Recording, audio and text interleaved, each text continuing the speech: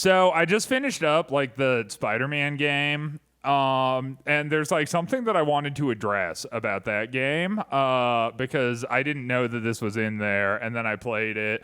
But it's kind of funny because it's like, this sort of like, hey, you're Peter Parker and you're slinging web and you're flying around New York City, and like, uh-oh, Dr. Octavius is there, and that might turn into something later. And then you have like, the Shock Man or Soundwave guy, like Shocker. whatever. Yeah, Shocker, and Soundwave guy, like he's like Seismic Terror or whatever the fuck that dude's name is.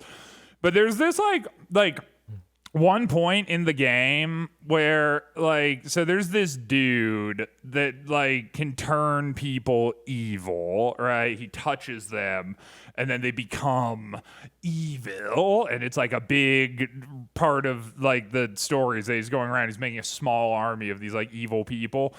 And like there's this one part where like you're after a doctor, but he's also after a doctor.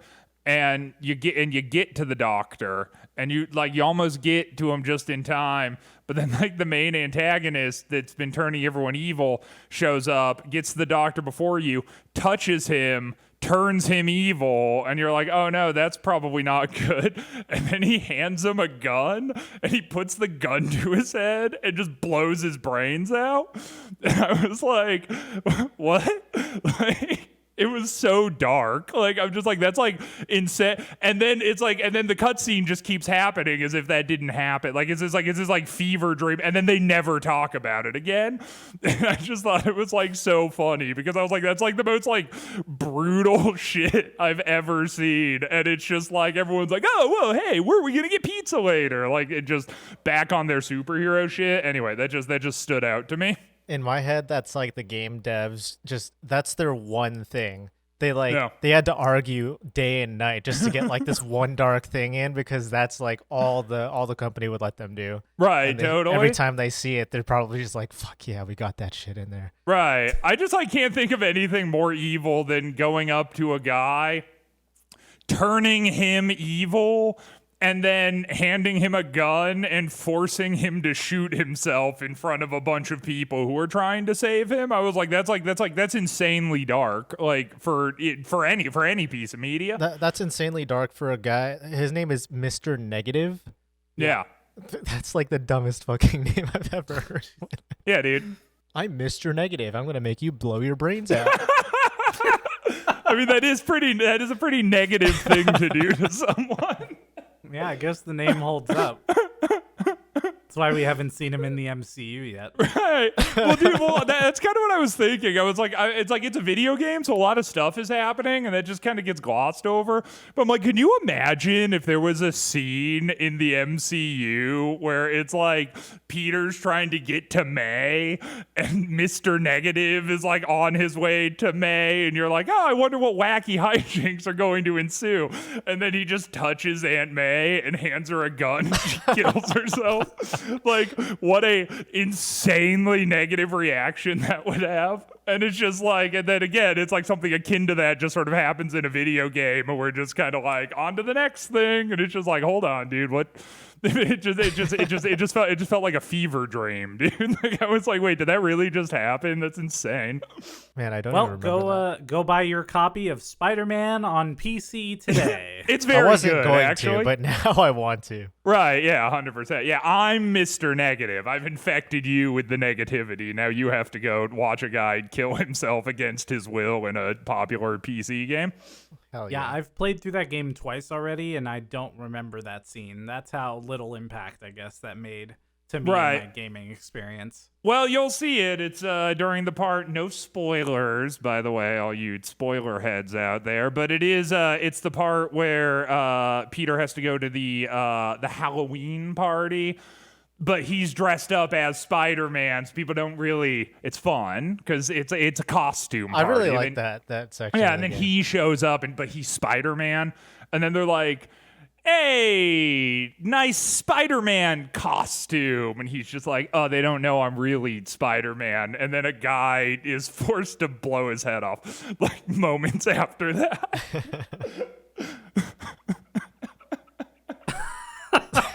It's insane, dude. I'm just saying, bro. It's crazy. Anyway.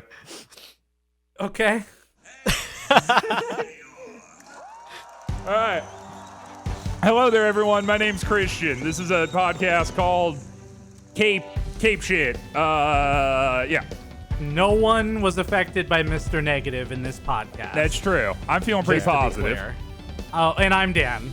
Oh, and I'm John. Wow. Wow. Yeah. We did it, guys. We nailed it. Yeah, that was good. Congratulations. Perfect All timing. right.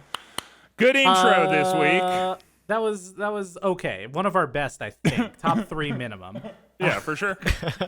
But yeah, what's going on, everyone? It's time for another episode of your favorite podcast, Cape Shit. And I know it's your favorite podcast because everybody who's been listening to this, I've infected your computer with Trojan viruses and I'm using them to track your every movement because I am terminally online and care a lot about the art that I produce. We, of course, go through every single week without fail. Well, I guess every other week without fail, and review Marvel movies. I mean, I probably don't have to explain this to you at this point. Like, if this is the first episode of this that you're listening to, that's weird. Like, go listen to the rest first, and then listen to this one afterwards. This is okay. Counterpoint. Okay, counterpoint. You please. don't like the first phase of the MCU, Ooh, right, and you want to start listening to Cape Shit starting on Iron Man 3, everyone's favorite MCU movie. And so you just come to this episode and go, oh, phase 1 recap? Now I don't have to listen to any of phase 1. No, counterpoint, though. If they didn't like phase 1, all we do for most of phase 1 episodes is just shit on these movies. So you probably would like to hear those episodes. Ooh, so that's maybe true. You do go and listen to every single one of them before. It's actually fair. Yeah, no, straight up, dude. Like, you guys know, like, Sisyphus, like the boulder guy has to roll the boulder up the hill, gets to the top, rolls back down. Greek mythology, he's doomed to do that forever. Whatever. Dan's staring at me like he doesn't know what I'm talking about.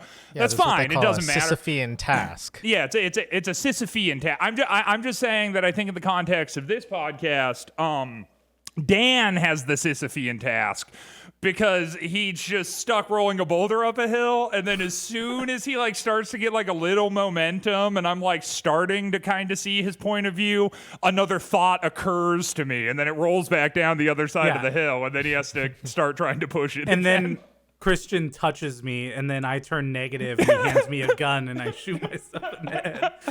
And then the boulder rolls down the hill. And then the boulder rolls back down, dude. Yep. Yeah, that's how it works. Yeah, fuck yeah, dude.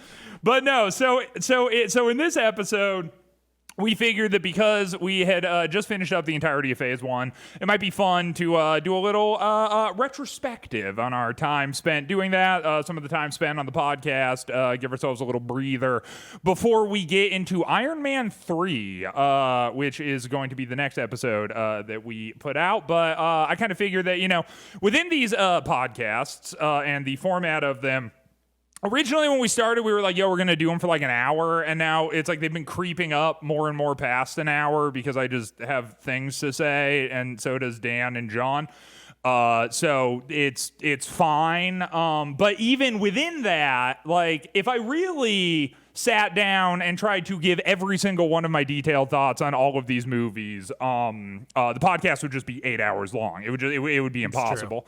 It's like I am a bottomless well of negativity towards all things MCU. So, kind of figured that, we sit down today, do a little retrospective, talk about what we liked, talk about what we didn't like, maybe rate the movies in order, have a little fun, think about the podcast in general, and how we've all grown through this process. And by we, I don't only mean me and Dan and John, I also mean you, the listener. Wow. Yeah. You're very inclusive. I know. I am. Unlike you, by the way. I made this podcast for everybody. Well, I mean, look, you try to be negative, but if we all remember the Avengers episode, you left that saying that you now love the MCU and rated that very highly and said phase 1 is all turned around for you. now that you saw how everything links together, that's what I took away from it. Yeah, that's personally. basically what it said verbatim. Yeah, well, actually, yeah. what had happened to me is that I had a gun and I was about to shoot myself, and then Mr. Positivity came into the room and touched me and convinced me to put it down. But now the effects have worn off, and I'm right back to where I was before. No, I mean, actually, I said it at the time, but what I actually said was that the first time I saw the Avengers, I thought it was horrible, which is true. I really did. Second time, seeing it now in the context of the MCU, with everything else like taken into consideration, I don't like it, but it was. No. I mean, it's true. Like legit. I'm like, I don't think it's like. Outside of the context of recording this podcast, I would never have sat down and watched it. But you are my friend, Dan, and so I do. If you were just some stranger that I like, I would say, you know what, fuck that. Still sucked. Fuck you. Your taste is horrible. But the bonds of our friendship are such that like I can't look at you in the eye and bold-faced lie. I got to give that to you. You were right. Your thesis was that I would enjoy the Avengers more having the context of the rest of the movies, and it's true. I enjoyed the Avengers more having the context of the rest of the movies. That being said, I didn't love it, but you know what? It was fine. I blacked out after you said that I was right, so I don't know what you said after that. But I'll take it, Yeah. We actually sat down and watched Iron Man 1, Incredible Hulk, Iron Man 2, Thor, Captain America, and Avengers. Yeah. I'm if you would have told me 2 years ago or 3 years ago that we would sit down and actually watch all these movies, I wouldn't believe you. Yeah, I know. Wait, you wouldn't? No, I would not believe that Christian would have sat down and Oh, watched you all mean of these Christian movies. specifically? Yeah. Yeah, like Yeah, that we would okay, yeah, actually you're watch right. all these You're definitely and right. and that he would be on board for it. Like Yeah. unless we tied him down and forced him to watch it, I did not think that was going to be a possibility. If we Right, took yeah. the gun away from his hand and said, "You don't get this gun until you finish the Avengers," then maybe. Yeah. Yeah, No, I death think by that, MCU. right. Yeah, I think that's probably what it would have taken. Yeah. But you know what? Overall, while I enjoyed being right, which is obviously my favorite part of all of this, I actually really had a good time rewatching all of Phase 1 again. I would think back on Phase 1 often when watching the movies, but obviously I watched these many, many years ago because I watched them all as they hit theaters. And these weren't necessarily movies I was watching over and over and over again, right?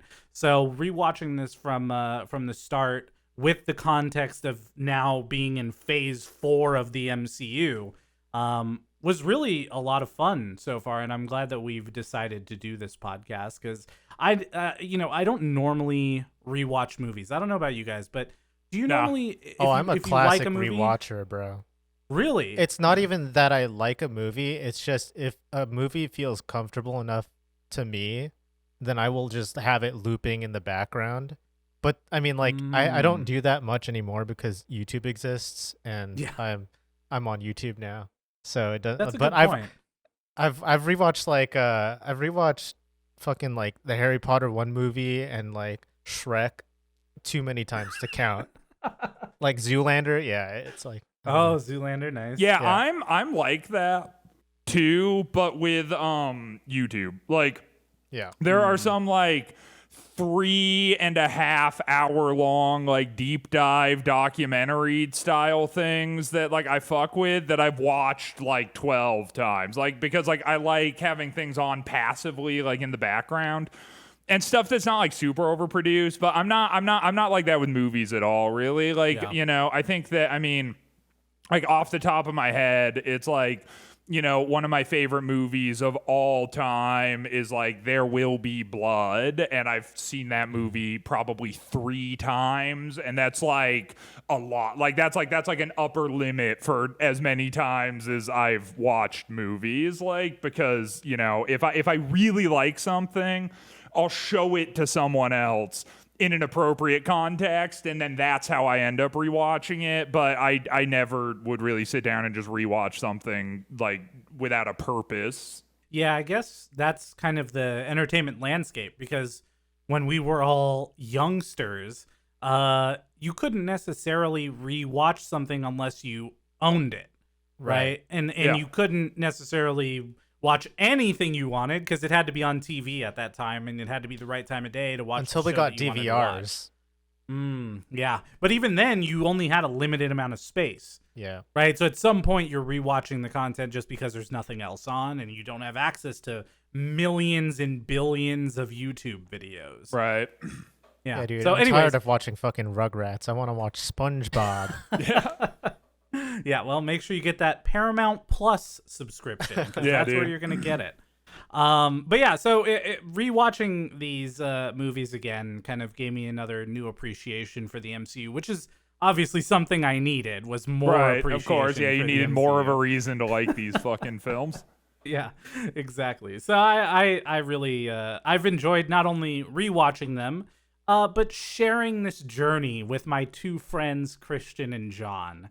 And seeing your bright, smiling faces every time we went to talk about them. I mean, hey, they have been smiling. The thing is, like, I just think that, like, shitting on things is just fun for me. I just have fun when I do. Like, I love, like, you know, I could sit around, and I get that this is probably like, you know, a negative personality trait that stood in the way of many of my friend and relationships throughout the past and, you know, makes me difficult to be around sometimes. I get it, but I would way rather sit down and dissect why it is I didn't like something than I ever would just like shine a spotlight on something I really liked. It's like, because the thing is, like, if I really like something, it doesn't matter. Like, I don't need to convince you it was good. It's like I just liked it. You know? You're gonna it's like it regardless of what other people think. Right. It doesn't. But not liking something, I'm like, ooh, let me see if I can get you to understand why you're wrong for liking this, and then it's like a game. You know, it's fun at that point. That's really funny because recently, one of my friends just told me, like, you want to gas John up or like get him riled up, just show him like some really bad takes and he will fucking go off. And it's just one of those things. And same as you, I've just realized like pretty recently that it must be pretty difficult, depending on who you are, to listen to me rant about like why something is bad, because I will do it forever, dude. It's just so much fun. Well, dude, I think like so there was this like one time that I was it's a little bit of a tangent, but maybe it's a tangent podcast. I'll keep it quick. I was in an Uber and like headed to downtown. I was going out to the bars. I was doing the responsible thing. Was not gonna thank you very much. I know. Yeah. And this was a few years back, and I'm like talking to the Uber driver. He's like, "Do you like Subway?" And I was like, no, I fucking hate Subway, dude. Like, what the fuck? Like, Subway sandwiches, it's one of, like, the worst sandwich establishments. I'm like, you know, like, I feel like every time you go into Subway, like, it's kind of sad. Like, all of the employees know that that's, like, on the way out. Like, there is no room for promotion or improvement there. It's, like, you know, just sort of like it's almost like walking into like a hospital, but like everyone in the hospital died. So it's like just you inside of there, but you can just sort of smell death and melancholy on the wall and whatever. I just went into this long thing and he was like, oh, well, I was giving everybody who rode in my Uber today $10 gift cards to Subway, but I guess you probably wouldn't want one. And I was like, oh, actually, no, I kind of do want one. I mean, if we're talking like, you know, it's free. But anyway, I just think about how many times I've just done that, but I didn't get the gift card afterwards. You know what I mean? It's like someone was about to segue into like I could have just had like a nice positive interaction and relationship with someone, but my gut check was just to launch into just being incredibly negative out of absolutely nowhere. And then, you know, I didn't get my $10 Subway gift card.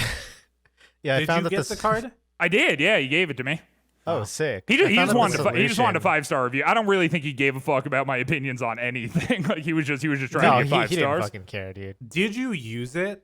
I'm sure I did, but I'll tell you again, this was years ago, and I can tell you definitively, I have no recollection of using it. Like it's like me using it's like a black hole in my. So maybe I didn't. I don't know. I remember I did get the card from him, and that's it. That's where that memory ends. Well, because if I was an Uber driver, what I'd do is I'd get a bunch of blank Subway gift cards. Ooh, yeah, it's a move. Tell them it's $10 because you only have 24 hours to put the star rating in. Right. So you're basically playing a game of chance as to whether they're going to use the card before they realize that it's empty after you've given them a 5-star rating. Sure, yeah. Wait, can you change your star rating? You can after the ride up for 24 hours, I think. Got it. Okay. Yeah, that's a tricky game. That's a game. No, the game is that you just need to be dropping people. You need to have like a running arsenal of gift cards and only stock ones that you know are nowhere near the location like that the person you're dropping off is at, so they won't be able to use them. Like, sure. Yeah, that makes sense. Yeah, that's the plan. Where were we again? Oh, we're talking about this superheroes. podcast. Whoa, yeah, podcasts. Oh, right. Also, I just had to notice this. John typed the H in his name because I realized that I spelt it wrong, and I'm sorry because I'm pretty sure I've been spelling your name Jon this entire time. Yeah, there was another document that we had access to that also had Jon, and I also typed in H there, just silently. So, what we can all say here is we've learned more about the MCU than we have about each other as friends. I think that's what we've learned here. But we can also now definitively say we've all learned a little bit about each other. True. Yeah. John, I'm curious from your perspective, how has phase 1 been, recording this podcast with two people that just like to yell at each other, even though they're both wrong in a lot of things? Yeah, I but feel mostly like... right for me. Go on. Right, yeah, you're talking about you and John, right? Yeah. Ooh. Yeah, me and Dan. Okay, so it's been interesting. I mean, I was brought onto this podcast as kind of the midpoint between both of you, and I thought that I would be able to stick to that until phase 1 started, and then I realized how bad these movies are. Yeah, phase 1's not good, dude. It's not good. And I realized that, like, as we go on, there's probably going to be it's going to get better, I know, but it's probably going to be more of that because these movies started in like 2008, and I was, I don't know, a teenager back then. I didn't know anything about like anything. I didn't know how to dissect movies. I was literally just watching it, completely brain shut off. And even then, I don't think I'm thinking back to like how I felt in the theaters, and I don't think it was as positive as I remember it to be, if that makes sense. Like, really thinking back, I'm like, I would watch it and be like, cool, and then I would never think about it again. Right. Do you think that you reflect on it fondly more because it's like nostalgia for this like point in your life? I think we're wearing like rose tinted glasses at this point, and especially with like the like phase 3 movies that are actually like good. Thinking back on it, it's like, oh yeah, like the MCU is such a cool thing that we have now in the zeitgeist, but like rewatching these movies has just blown that all apart for me. Good. All right. Yeah. Wow. Podcast over. Thank you. So after phase 1, Christian now loves the MCU based on his rating of Avengers, and John is not as big of a fan. All right. Yeah. I can accept all of those as being factual. Yeah. Yeah. No, I get that. I think sort of a thing for me that I've enjoyed about this the most is actually being able to like be in the conversation a little bit, like which actually is like kind of fun, I guess. Like, you know, like because I almost sort of felt like superhero movies are almost sort of like sports teams or whatever, where like if I'm like hanging out and then like some people are like watching the game and then they start talking about like the various players and who got traded to what team, and like, you know, this guy wasn't in peak performance last week, but it's like there's like comes a certain point where it's like I can't, like I just have to like tap out, you know. It's like I can't. And like and I think a lot of superhero stuff was kind of like that for me too up until this point. But in recording this, it's funny how many people in my life actually like actively have opinions about the MCU and have like seen all the movies, and I just like never knew because I like never got into these conversations with people. But like, I mean, there's been people who've been like listening to this podcast, and then I'll like hang out with them like in person, and they'll be like, "Oh yeah, dude, no, Iron Man 2 had like this part too, you know, or whatever," and then we can actually like, talk about it. And that's been kind of fun. I just feel like there was this like big piece of culture that I was like completely on the outside of until all of this, and now I'm actually realizing how big of a piece of culture it was. Yeah, that's a really good point. In fact, in doing this, I've actually had people reach out that I haven't heard from in 10 years or longer, who were just like, hey, I really like your podcast. I also really like the MCU. And then we just chat about the MCU and how wrong Christian is about everything. But it's a good point, because it is such, I mean, whether you hate them or love them, they are a giant part of pop culture. Yeah. Oh, yeah. They were they're like then the new and Star they are Wars. now. Yeah, for sure. And especially with all of the big flops from Star Wars, like The Mandalorian. No, I'm just kidding. They've been doing actually really well. But the movies obviously didn't hot do take. so hot. I don't like The Mandalorian, but Whoa. that's another podcast. Dude, I'm like, I'll say I was into The Mandalorian. I watched first season. I wasn't even into it. I was like, this is fine. And then as soon as he took his mask off, I was like, that's dumb. Like, what the fuck? That's stupid. Like, it's like, it like ruined the entire show. I was like, it's cool. Like, you can imagine you could be the Mandalorian, like, it's fun. And then they're just like, no, but we like need this piece of exposition for it. And then it fucked it all up. I didn't watch second season. I was so upset about that. He took off his helmet and said, I am the Mandalorian. The Mandalorian. Yeah, it was a strange choice. Yeah, it was weird. It was played by Robert Downey Jr., I heard. So Yeah, for sure. Yeah. In every scene other than the one where he takes his helmet off. Yeah, I watched both seasons, and season 2 is basically just season 1, but with like a little bit more. That's it's not great. Well, Anyway. Yeah, yeah. Well, I mean, he does wear a cape, right? So I guess that counts for cape shit. But Oh, that is true. Okay, yeah. yeah. So as we talk about the rest of this, I think it'd be a good moment kind of to bring up what our goal is here, right? There's a lot of things related to the MCU, and so I think for this podcast, we've kind of determined a goal, what we want to achieve with this podcast, and then at the end of it, we either say, hey, that was really fun, and here's a great thing we've put out into the world, or maybe we continue, because obviously the MCU begins to take a new form after Endgame. It is now TV shows and movies and shorts and random one-off like little stories of Thor and like all these other things. So I think together what we've kind of come up with is we want to take this journey from the start of phase 1 to Endgame and see how these characters build over time, how these movies change, and how it ultimately culminates in that 2-part Infinity War and Endgame movie, right? And so that's our main goal for Cape Shit as we get through all of these episodes and now start up on phase 2. But that's what we've committed to. Yeah, and I think that's fair too, because it's so.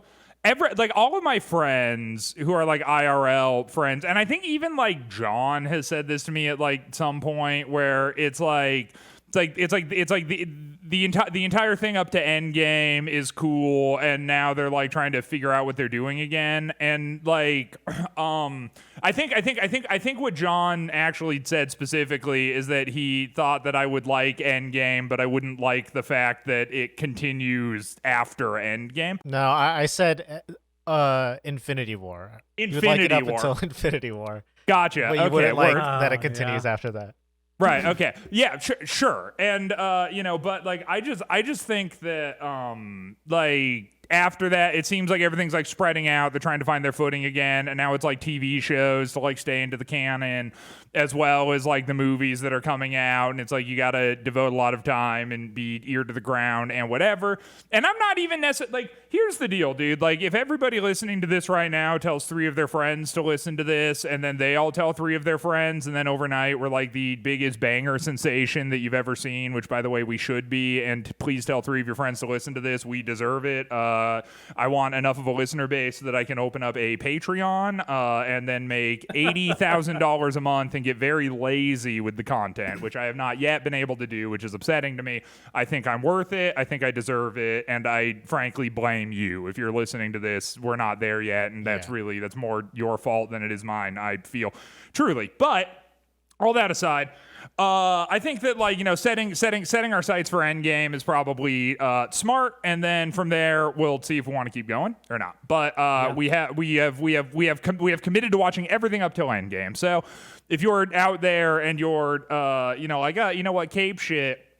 Man, I'd love to get into this, but I've noticed with projects the Christian's a part of that they start out high energy and lofty and then go for 3.5 months and then he gets depressed and stops doing them. This won't be that, probably. Who knows? I don't think it will be, though. I think that we can safely commit we're making it to Endgame. Yeah. Yeah. I'm actually surprised. Like, when I think about it, we've made it through 6 full movies already. Yep. Like, this has been one of the things we have probably put the most amount of effort towards in any content creation. Yeah, you got it. Field than that I've ever been a part of. I mean, Christian was a Twitch partner for a while, but that's nothing. Basically. Yeah, that's nothing to brag or be proud about. So that's true. It is Twitch, right? It's like kind of being like the king of the mouth breathers, It's like you got the crown, but I mean, like, what's it really worth, True. Mm-hmm. Well, I'm curious. Also, I think I have a deviated septum. It's a little bit of an aside, but I'm just saying that like what the fuck? Well, but Okay. I'm just saying that like it's like I literally like am a mouth breather. I never totally understood like that as an Got insult, you. but like I can't really like get oxygen in through my nose. Like it wasn't until like more recently that I realized that like most people can just breathe normally through their nose, but like I can't really. So I think that I actually probably am king of the mouth breathers. Anyway, that was an aside. Back to you, Dan. Wow. Okay. Well, I guess that's how you got Twitch partnership. Yeah, there you go, dude. I'm saying. Great. Well, now that we've made it past these 6 movies here. And I think I'm going to know the answers here, but I'm curious to know your favorite movie from Phase 1. Okay. Favorite movie from Phase 1, honestly, was Captain America. If I'm being completely honest, I think that Avengers was better. Maybe it was like kind of more of a spectacle, right? Like it sort of like tied up some loose ends. I think that like, if you like if you were just to take like a objective look at everything in Phase 1, I think Avengers is probably objectively the best of those movies. But I just like Red Skull, dude. Like, goddamn, is what it is. Red Skull just sold Captain America to me. I want more Red Skull and Hydra hijinks. That's what I would like to see in the future. I think for me, that would have to go Captain America. Wow. Interesting. Okay. What about you, John? I think that my favorite movie used to be Captain America out of the Phase 1 movies, and it remains Captain America out of the Phase 1 movies. Hell yeah. It's just I really like the origin story. Well, I don't like the origin story necessarily. I like the visual telling of it, and I really like how they did the CG Steve Rogers, like the skinny Steve Rogers, into full-bodied, buffed-out steroid Mr. Chris Evans Steve Rogers. I don't think I ever really cared about Red Skull. But looking back at him now, he looks pretty fucking sick. Yeah, Red Skull's sick, dude. Fuck yeah. Yeah, and I like it's the most kind of fish out of water. I mean, I guess Thor kind of is too, but I just like seeing them go from kind of a period piece into modern day MCU. That like transition to me was really cool. But yeah, Captain America for sure. I never liked the Avengers. And I liked it better this time, actually. I don't know if you guys want to talk about that, but well, first Dan has to answer his own Dan has question. to go first, which is why I'm holding off. We can talk about that later. Sure. Yeah. For me, it definitely had to be Incredible Hulk. I think what Edward Norton. Shut the brought- fuck Yeah, up, of course, bro. dude. Yeah, 100%. I mean, yeah, if you want to talk about like the most entertaining, The Incredible Hulk was by far the most entertaining. That was a very entertaining movie. Yeah. I mean, I'm gonna have to be the MCU nerd here and say Avengers. I definitely understand Captain America being the best. But when I look at if I take out the Avengers for a second, because I think for me, I'm looking at all of it together and like what impacted me most as an experience watching the movies and seeing all of the lines come together and seeing them all in one movie and seeing the story of that in the Avengers, I really liked. Well, no, and like I agree. I think the Avengers probably is the best one. But I disagree. Well, I mean, I just think that for the entire, like, the culmination of all of it and setting the tone for what I'm assuming the MCU is going to become, like, it's Right. like I feel like they teed it up and they knocked it out. No, that's fair. But again, I just thought Captain America was cooler. Which by the way, I said this during the Captain America episode. That shocked me. I figured if there was one movie in the MCU I was probably going to hate above all other ones, it would be a fucking Captain America origin story. And yet here we are. Yeah. I thought they did it pretty well. Yeah, see, this whole time we thought you didn't like military propaganda. It turns out I love you were it. waiting. Yeah. You were waiting for the one that had the most military. I know, propaganda. exactly. It's like, that's how they get you. Is they like steep a little bit of military propaganda into all the movies so that you're just desensitized to it enough that then Captain America comes out and you can just buy into it. Because if they had started with Captain America, you would have been like, whoa, hold on. I feel like I'm being recruited into the army right now. Like, what the fuck is this? It's like they have to soften you up a little bit before they can get there. Just imagine though that if they took Captain America, put that first, then you got Hulk. You got the potentially the best one, and then the worst one. Yeah, for sure. No, that would have been a funnier timeline. But I am curious, like piggybacking off something that John said earlier, the Avengers. Why does it suck?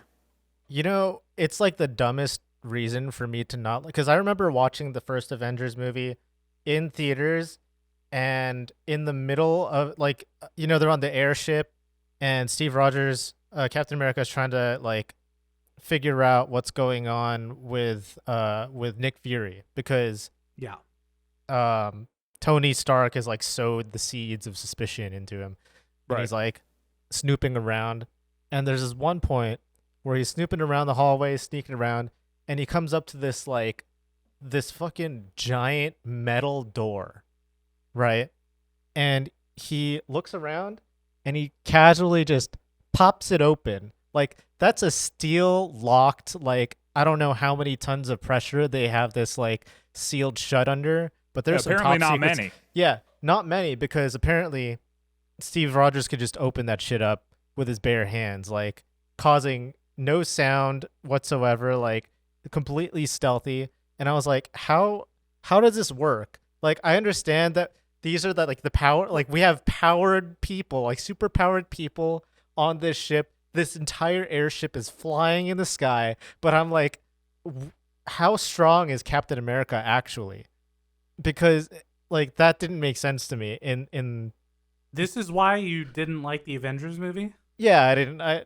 It's the one thing I got hung up on. Like, it didn't make sense to me, and I was like, how is he supposed to contend with Thor, who's like actually just like some godly dude, flies in the sky, can control lightning, and Iron Man, who is basically a robot and can fire missiles at you. Like, I think it's a reoccurring theme I've been noticing in these movies up till now, and it's a thing also kind of to piggyback off your point. I do not like it. Like, it hangs me up really hard, where it's like, how strong are people versus how strong they are. Like, define your power levels. It's very inconsistent, like throughout like scenario. Like, sometimes people are getting like smashed in the face by high powered robots and nothing happens to them. Right. And then sometimes it's like someone like throws a piece of concrete at them and it's like, whoa, and they're dazed. Or it's like, sometimes I don't I just think that like a lot of the storytelling in those movies revolves around what's convenient for it to happen like at that point, and that's how strong people are. Like people are as strong as convenience allows them to be at a given moment. Like if you think about it, Captain America opens this. I'm assuming it's gotta be like a 2-ton steel barred reinforced door, right? And he's able to just like slide it open, just like break the lock like that. Like that dude has like 4,000 pounds of force in his fingertips. And you're telling me that guy's against killing people, where he's just like punching people out and just like throwing his shield across the battlefield and hitting them in the neck? Like this dude's a murderer. Yeah, but I mean, there's got to be some flexibility here when it comes to managing these heroes' powers, because again, they are trying to build a universe, and like there are going to be some inconsistencies here, and we also didn't get any pre-story to this door being a steel reinforced crazy but we're door talking about like the most top secret US organization, and they have the highest tech on their invisible flying ship. Yes. Like, I don't think that they're concerned about people getting on their invisible flying ship. Well, they should and be, finding because that apparently door. a Hydra controls S.H.I.E.L.D., so maybe they should be more Well, careful they don't about know who they that trust. at this time. So that's here's the thing, right? Okay. Jesus Christ, this is the nerdiest fight we've ever been in. But I just there. If there was an example, and maybe you have one, maybe I just am not aware, but if there was an example of one that had done it really well, I'd love to hear it. But it's like there always has to be some level of flexibility, and you have to have some level of flexibility in the way that you look into these movies when it comes to managing power, because you're constantly bringing in new heroes and new characters, and sometimes those things will collide and sometimes they won't. But like even something like The Boys, really well written show, like one of the best written TV superhero shows I've ever seen. Like this show is so good, but it is very inconsistent in its superpowers. Yeah, but see, I would say in regards to that, what's up? It's Cape Shit, semicolon, The Boys hour. Sure. I would say actually this most recent season of The Boys, won't get into this like super hard. I think it was one of the worst seasons. I think that the first two were like spectacular, and this third one felt a little flat to me because of that managing of expectations of power levels, where it's like that stuff bugs me. And I feel like even kind of in your example, like season 3 of The Boys, where they're trying to figure out like what it is or is not realistic. Don't spoil it. We're not spoiling. No spoilers whatsoever, I promise. But they're like, what is or is not like realistic for some of the characters to be doing. Like it's like if you had like plopped those same characters into the same scenarios in the first season, it would have looked a lot different. But now there are like established people, and you can't just kill them, so you have to have like these weird setups where like someone that really should just be able to murder someone like can't for some reason, but then and I mean, well, I kind of feel like, okay, so this is my like biggest pet peeve, right, of the entire thing, and I couldn't refrain from bringing it up a lot about the Avengers, but I'll bring it up a lot now. It's Loki's fucking staff, dude. Yeah, Loki's rod. Loki's rod, and I just think that like the managing of power levels is an issue in several facets for me, but like stuff like that is like 1, 2, or when they talk I even kind of got hung up on this in the Thor episode where they're talking about like the heart of the frost giants, and they're like it's strong because because it is, and if you get it you'll be strong too, but then it's like what it does versus what it doesn't do. It's like the Tesseract is like kind of similar, where they're just like it's an object of power, and if you have it you'll also be power, but it's like the power is like shooting beams sometimes, but then sometimes it's like, like thermonuclear detonation. It's just whatever it needs it to be at the moment is like the power of the thing. Like, and Loki's rod, again, it's like it can mind control people, but like not always. And then like it kind of maybe corrupts the people who are around it, but only sometimes. And then it like shoots lightning, but then it also shoots projectiles. But then sometimes it like and then sometimes it's like killing people, but then other times it's like it's just like a set piece. Like, and it's the convenience rod. Yeah, it's the rod of plot convenience. It's like if you need something convenient to happen, you just it's like it's like a Deadpool. Like it's aware that it's in a movie, so it just needs to like just do stuff. See, I was gonna concede the point to Dan and be like, yeah, sure, there should be a little bit of flexibility, a little bit of a suspension of disbelief, depending on where it is. But after you saying that, sometimes it can go too far, and I agree with Christian on this one. But all this, but only for the staff. Well, so far, the staff and also, the Tesseract. But I feel like the staff is like a larger metaphor to me about the fact that it's like I have no problem with like two people flying around punching each other, right? Like, because it's like I'm not gonna look at that and be like, oh well, that couldn't happen. It's like it's a weird take. Like my thing is more kind of based around the fact that it's like you're establishing your own world when you're like making a film or whatever, and then it's like you set the expectations of what people can and cannot do, but then when you like break that within your own world that you've created, it always like sticks out to me as weird because it just feels like inconsistent sometimes.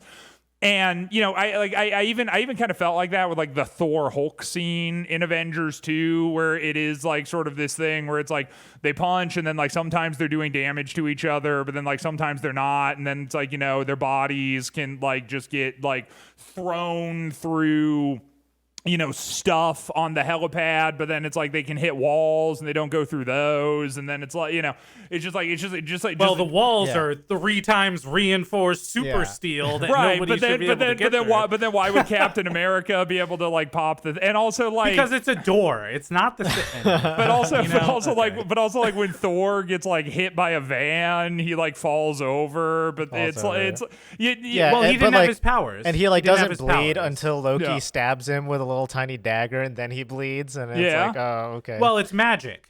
Oh, okay. Come on, are we gonna get into magic now? I mean, if you've ever watched, by the way, people always say that kryptonite is Superman's only weakness, but it's not. Magic is also his weakness. Right? Yeah, magic fucks him up.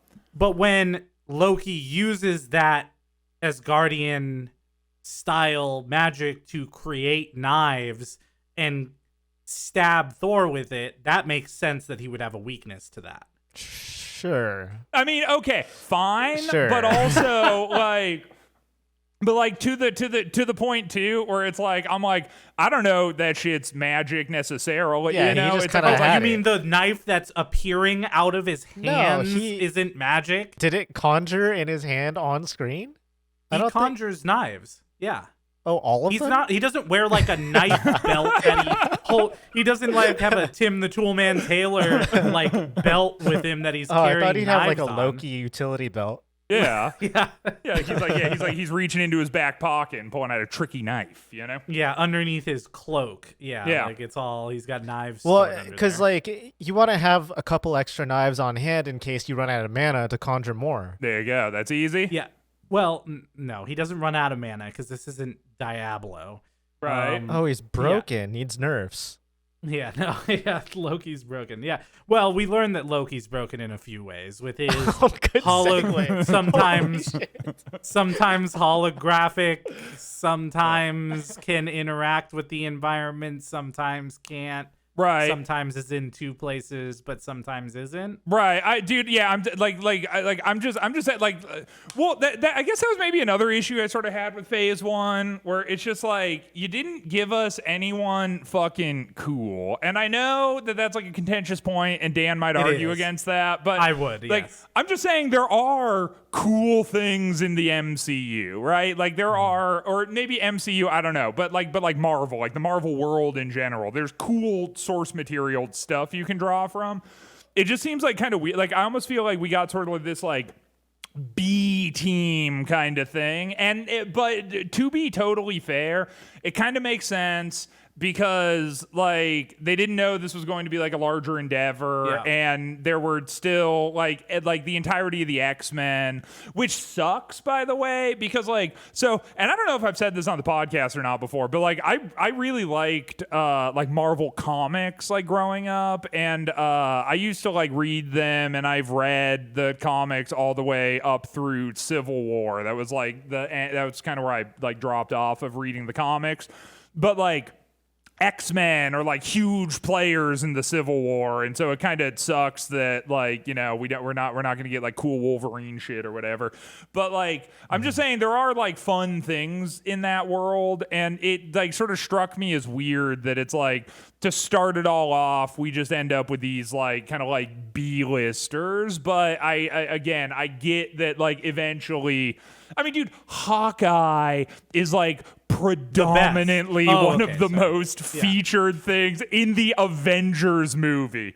Like the big Avengers, and you bust out Hawkeye, dude. Well, Hawkeye but is the fucking guy. It's like okay. The characters were Iron Man, Hulk, Thor, and Captain America. Sure. With featuring on a very side note, as extra fill-in, because we can't get more than these 6 movies, Black Widow and Hawkeye. Yeah. Right? Like, so it's not, they couldn't get A-listers to put in those parts because it also wouldn't make sense to bring in an A-lister for one of those parts. Also, Disney now owns all of the X-Men properties. So we will be seeing, not all, a majority of them now. Word. And they did just announce the first Fantastic Four movie for 2024. Oh wow! So that is third going to reboot. Third reboot. Yeah, well, hopefully this time the right reboot. We'll see. We'll see. Do you think? Especially do you if think Jim, that? Yeah. Do you think Jim that? Do you think that there'll be a point in the Fantastic Four where they're all standing around talking about their latest Fantastic Four plan, and then the Thing says to Jim Halpert, things didn't go quite as planned. And then he looks into the camera and goes, well, that's just Fantastic Four. Do you think that? I don't think that will happen, actually. Oh, that's dumb. Yeah. But really great guess. You know, you really. Yeah, that's my guess. My guess is that they're gonna do that. No, I was gonna make a similar point earlier. Is that to that? To that precisely. Yeah. I was like, that's crazy. To your aside, that's exactly what I was thinking. No, about how they brought in like B-listers, because like even Iron Man wasn't like a crazy player in the comics, right? He was never like one of the most popular Marvel characters. No, he did play a predominant role in the Civil War arc. Like the big Civil War arc stuff was like him, Spider-Man, Captain America, and the X-Men, and then you know, whatever. There were like, I mean, it was like every single fucking like piece of Marvel property. But like he did end up becoming very relevant later, but he wasn't like a super gung-ho like popular comic character really.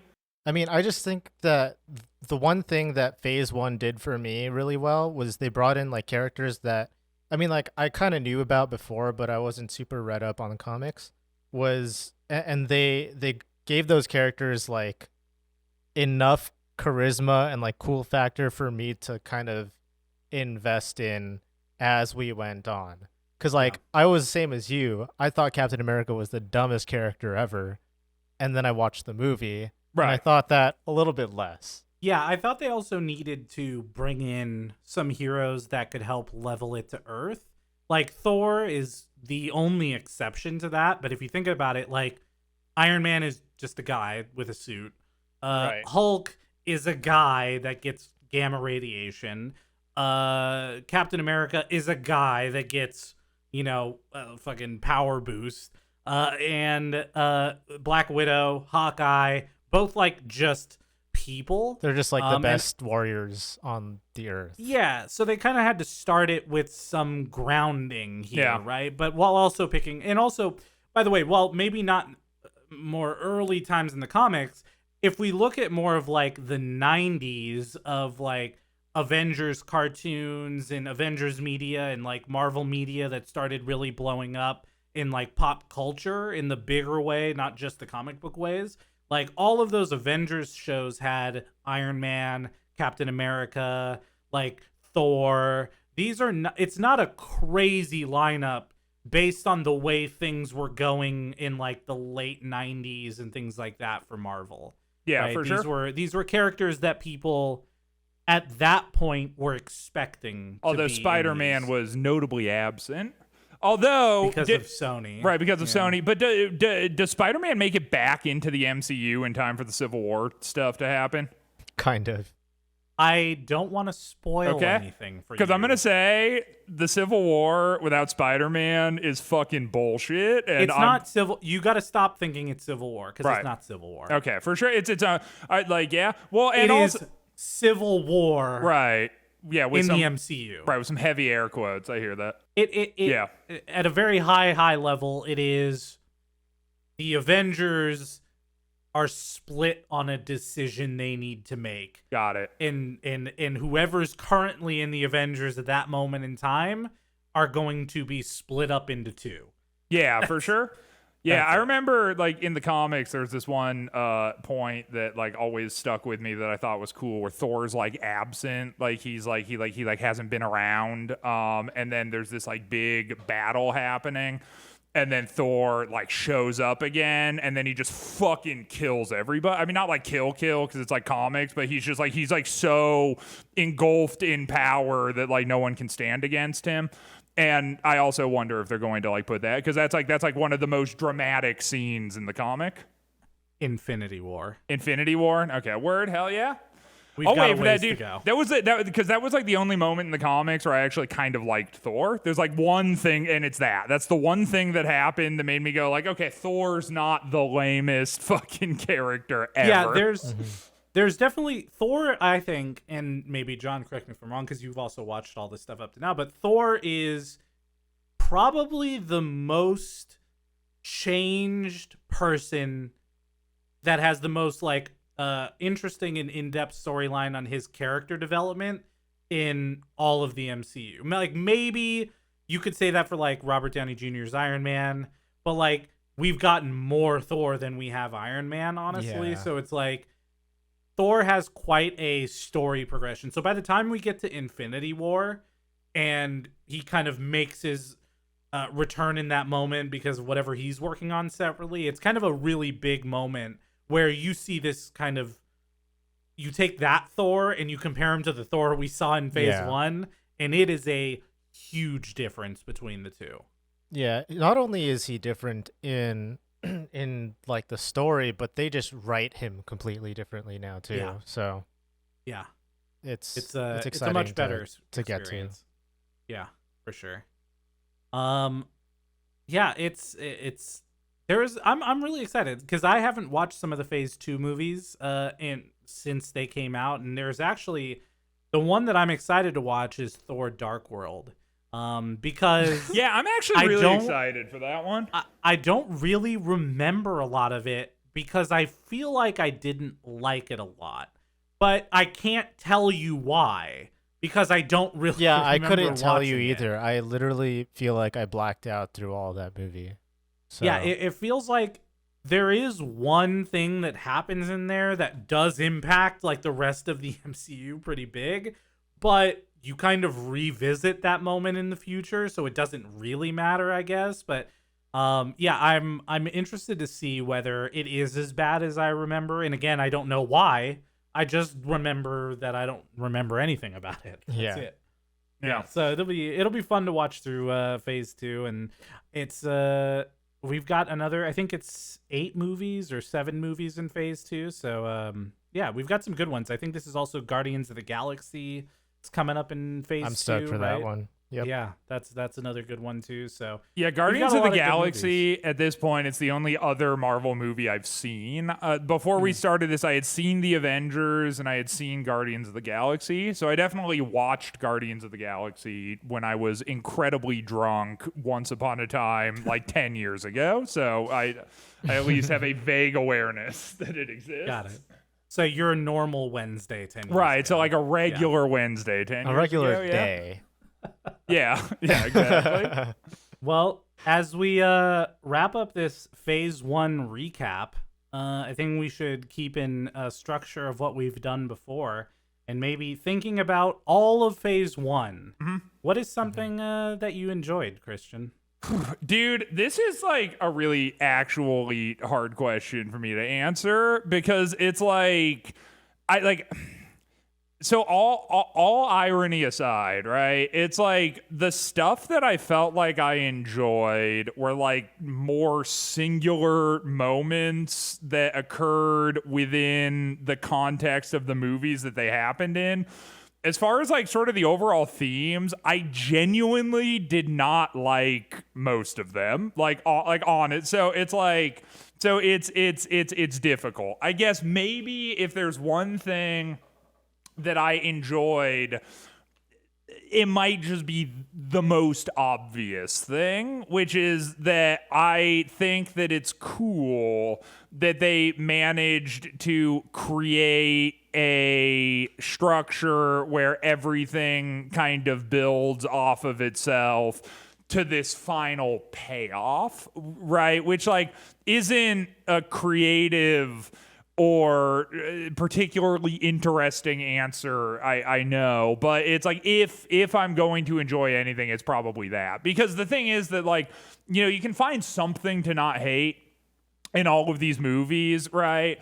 But like, you know, a lot of them are just like they're contained to the movie that you see them in, and then they don't really have any bearing. It's like the overarching themes are stuff that I'd start to get weird with, where again, it's like people's like power scales differently in between the movies, and like every movie has a scene where they jump out of a fucking airplane, like you know, that's like, to the point that it's kind of madness, you know. It's like you always sort of have the thing where it's like no huge stakes, the good guys are gonna win, you know that's gonna happen, so you know it's really more of like, is the bad guy going to be killed or just defeated? You know, it's like, I don't know, kind of predictable one-liners, like whatever. But I do, I suppose, I think if there's one thing that I find creatively interesting, it is the way that they tried to build into something larger, because like up until this,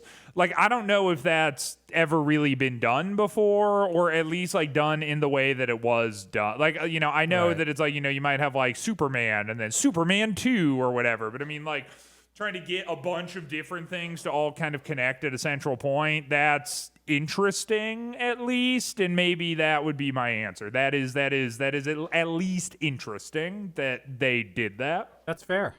That is fair. Yeah. Well, today I think we don't need to discuss what I didn't like, so we can move No, on. No, I think it's your turn to Okay. discuss what you didn't like. When doing this podcast, here's what happened. You both ruined certain things for me. Good. That was my goal. That was my stated goal at the beginning. So if your stated goal, see, and this is kind of a beautiful moment actually, because if your stated goal was to get me to admit that the Avengers was a little better than I remember it being, my stated goal was to get you to admit that, you know, shit actually kind of sucks when you really start picking into it too much.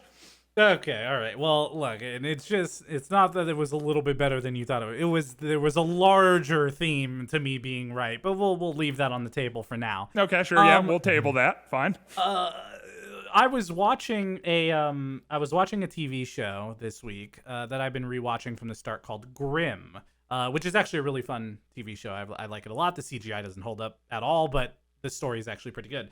Well, I found myself watching this show and going, Ugh, God, you don't need to say that. I get it. I get it. Like you it's don't just my like voice each other. in your head. It's like, I get it. Yeah. Because there's these two characters sitting in a car. They don't like each other. It's been established in a previous episode. She's back. They're sitting in a car together, and she goes, "Look, I know you don't like me, and I don't like you, but we've got to do." And I'm just like, fucking shut up. I don't care. And then I immediately stopped watching and messaged Christian and said, I hope you know you've ruined media for me in this way. No, 100%. Well, yeah. Well, I just think just really quick, like, there is this thing where, like, sometimes in order to really enjoy something, you need to never think that hard about it. And as long as you never think that hard about it, you can enjoy it. But the minute it's like the apple in the Garden of Eden, like, you can't unbite it. Like, the second that you're like, you know what? I'm actually going to take a more cynical approach to media that I'm ingesting. It's like, that's it. That decision, it's now been made. You can't unmake that decision. And then it's like, you'll start to realize that, like, every single thing that you see, like, you can find those things in there. Yeah, so look, I'm not saying that every moment that Christian pointed out that they didn't need to say something was a legitimate call out, because I'm not going to say that. Fair, that's I am going to say that there were definitely moments across the first phase that made me go, how am I supposed to defend this shit? Yeah. There were certain lines like that, but there were also, God, I can't get it out of my head now, but it is Hawkeye whipping his bow out in front of him. And that moment of media will never, ever leave my head again as just something that I think, who watched that and went, sick? Yeah, fuck yeah, dude. That was fucking Hawkeye. sick. Good job, Jeremy Renner. Yeah, people in the theater are like, woo! Yeah. I mean, his bow was so floppy and the movement was so weird that so anyways, there were things in this kind of first phase like that when rewatching this again, back to back, were things that I couldn't defend. Wait, no, Iron Man, you can't just go out there. You need a plan of attack. I have a plan. Attack. Like, jumps out of plane. Jumps out of plane. I mean, I can't defend it. I can't defend 5 plane jumps in 6 movies. I can't do it. Oh my God, dude. I can't defend those things. Oh, so anyways, it's also, the other thing too is these movies were not made to be consumed back to back to back to back like this, I think. Sure. Yeah. And also, when I'm watching that old show from 2011, that show also wasn't meant to be watched back to back to back, every single episode back and forth. There was also, there has to be context set up. But that's what you've ruined for me in the world of entertainment. And that is what I did not necessarily enjoy about phase 1. Yeah, hell yeah, dude. Yeah, well, like I said, man, it was kind of like, I remember, like, we got into like a big discussion about it during the Iron Man 2 thing, where I was saying that it's like when, like, Whiplash, like, puts on glasses, to like establish that he's smart now. I'm like, no, it's like you have to understand that it's like there was a room full of people who had a problem that they were trying to solve, and then that's how, it's like but like it is funny when you start like really like looking at media like that, because it's like, especially for these like multi-million-dollar blockbusters, it's like none of these things really happen in a vacuum. Like, maybe once some of these people are like established and comfortable, like the best you might end up with is like an improvised line somewhere. And even then it's like maybe, but I mean, like, these things are like churning out hundreds of millions of dollars. It's like every single fucking thing that you're seeing in them has been meticulously crafted. And sometimes it is funny to think about like why, like something happens and it's like why, like someone made it that way, like that was that was intentional, like why did they do that? You can't disagree now. Yeah, I can't disagree, unfortunately. Yep. John, give us some thoughts. Are these closing thoughts, last thoughts, signing us out Yeah, type of I thoughts? think we're there. Right. Because So closing thoughts, and then all of us have to rate. boy. Yeah. Right. I think we should rate before I put the closing thoughts. All right, Dan. See, I'm trying to just rate it without thinking about the other phases. I would put this at a 6.9. Okay. Nice. Interesting. I think my official rating of Phase 1 leading up to the Avengers. I can't even listen to it. I think that I'm going to have to go ahead and give it a 3. It was 3. It was watchable. The Hulk was pretty funny. Taken as a whole, it doesn't do that much for me. Captain America was fine. The Avengers was sort of cool. It doesn't deserve a 1. People worked hard on this. Damn it! So I give it a 3 out of 10. Yeah, so I could at least have a little empathy for the cast. But I will never watch these movies again ever. This is a one. As now I'm done. I can say, but you know what? In the spirit of positivity, I don't enjoy watching the movies. I actually actively don't enjoy watching the movies for what they are. But I enjoy watching the movies because I'm thinking of things that I'm going to say to you two when we sit down to talk about it later, and that's made watching the movies really fun. I've been having a lot of fun in the context of thinking of what I'm going to say on the podcast, and so it's been an enjoyable experience for me in that sense, and I appreciate you both sitting down and humoring me with that stuff. And 3 out of 10. Okay. And 3 out of 10. Yep. John, take us out. All right. My rating for the entire Phase 1 of the MCU, I think I'm going to have to stay on brand here and give it the 5 out of 10. There were a lot. I'm straight middle of the pack. I remember liking these movies a lot more than I actually ended up liking them this time. But at the same time, I pointed out that I didn't like Avengers because of that one fact earlier. And because of the door. Sure. Because of Captain America. Yeah, but it's what the door represents. Yeah, it's a bigger issue in the whole narrative of the MCU and just storytelling in general. But this time I got over it, okay? I watched the Avengers.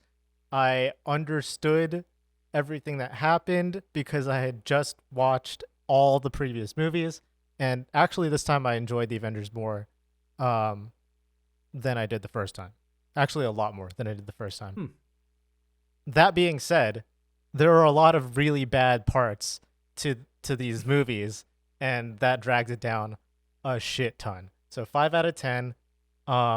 I actually wrote down something really quick to take us out of this episode. All right, so here you go. Poem. Take it away. It's like a little poem. No. It's the closing paragraph. Okay, just let me read it. Phase 1 of the MCU exists in a pre-Phase 3 golden era of the MCU, but it is paramount because Paramount made the first few. To consider that it is also post Daredevil, Elektra, and Catwoman. Before Iron Man, the only other self-serious-ish superhero movies of note were the Sam Raimi Spider-Man and Batman Begins. No, I don't think the X-Men movies were good, but that's for another podcast. While we may skirmish and squabble about whether or not Phase 1 had any ironclad entries, we must also acknowledge the super serum it injected into the fandom's desire for more, and Disney's desire for more money. Straight off of a fresh rewatch, incredible isn't a word I would personally use to describe these movies, but with Kevin Feige captaining the franchise from here on out. Jesus Christ, dude. The only direction to go is up, at least after Thor Dark World. Will the next phase be met with our thunderous applause, or will we fail to appreciate the lightning in a bottle magnitude of continuity that Marvel has captured. Low-key, I don't care either way. Oh, that was my fucking God. beautiful, dude. Goddamn. We did not hear that at all before this Wow. podcast, by the way. That was, yeah. Wow. Now, that was 3 out of 10. Yeah, God, yeah. No, I'm just kidding. Yeah. Oh, that was All right, really yeah. good. No, yeah. I don't have anything else to add. I think we can just end on that. I think that's a podcast. All right, that's podcast. All right, Thanks for See listening, you next everyone. time, guys. Bye. Bye.